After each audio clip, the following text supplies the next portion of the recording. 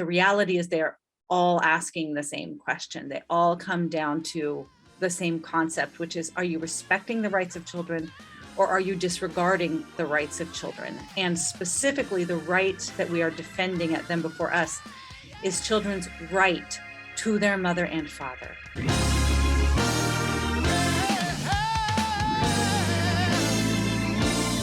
When it comes to marriage and family, adults should not ask children to sacrifice for them.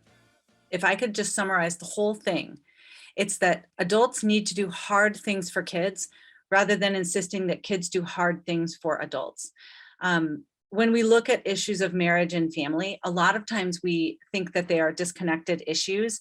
You know, there's divorce and there's same-sex marriage and there's same-sex parenting. And now there's this open non-monogamy that the New York Times is like promoting every week or whatever.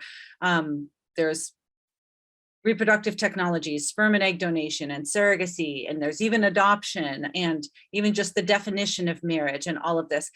A lot of times we think that those are a bunch of different issues, but the reality is they're all asking the same question. They all come down to the same concept, which is, are you respecting the rights of children or are you disregarding the rights of children? And specifically, the right that we are defending at them before us is children's right to their mother and father. And that's a right that maybe some people are unfamiliar with, but all of you are very familiar with parental rights. All of you understand that when you leave the hospital with a newborn after you've given birth, you don't want just any kid in the nursery. You want your kid. In fact, you have a natural right to that child. You have a fundamental pre-political relationship that needs to be respected and protected with that person. And so we all understand, well, duh, of course you've got a natural right to your own child. Well, guess what? Children also have a right to the two people responsible for their existence.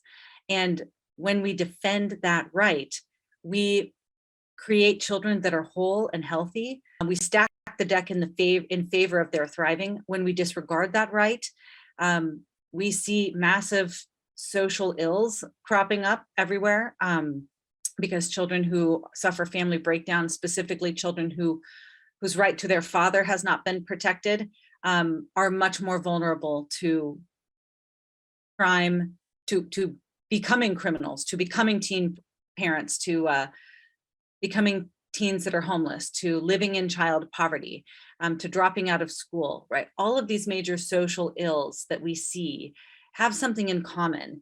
And it is that these children tend to be disproportionately fatherless or products of broken homes. So if we can respect children's right to their mother and father, not only do we stack the deck in favor of their thriving, but our society thrives as well.